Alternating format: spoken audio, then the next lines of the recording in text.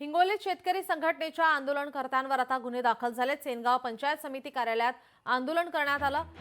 या आंदोलन करणाऱ्यांवर आता गुन्हा दाखल झालेला आहे। अधिकाऱ्यांनी खोटे गुन्हे दाखल केलेत असं रविकांत तुपकर यांनी म्हटलंय। शेतकरी संघटनेच्या चळवळीचा आवाज दाबण्याचा प्रयत्न केला जातोय। शेतकरी संघटनेचे अध्यक्ष रविकांत तुपकर यांनी आरोप केलाय। हिंगोली जिल्ह्यातल्या सेनगाव पंचायत समितीचे बीडीओ सुरेश कांबळे यांनी आमचे क्रांतिकारी शेतकरी संघटनेचे मराठवाड्याचे अध्यक्ष गजानन कावरखे व त्यांच्या 2 सहकाऱ्यांवर गंभीर स्वरूपाचे खोटे गुन्हे दाखल केले।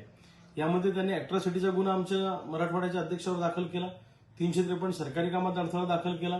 कारण काय तर गजानन कावरखे आणि आमचे संघटनेचे कार्यकर्ते बीडीओला जाब विचारायला गेले होते शेतकऱ्यांच्या प्रश्नावर की शेतकऱ्यांची कामं का केली नाही। अर्थात या गुन्ह्याने आम्हाला काही फरक पडत नाही, पण हिंगोलीचं पोलीस प्रशासन झोपलं आहे का? जर असं कुणी कोणत्याही पद्धतीच्या तक्रारी देत असतील आणि क्रांतिकारी शेतकरी संघटनेच्या कार्यकर्त्यांवर जर का खोटे गुन्हे दाखल होत असतील तर हे कदापि खपून घेतलं जाणार नाही। लोकशाही मराठी ऐका, पहा, जागरूक रहा।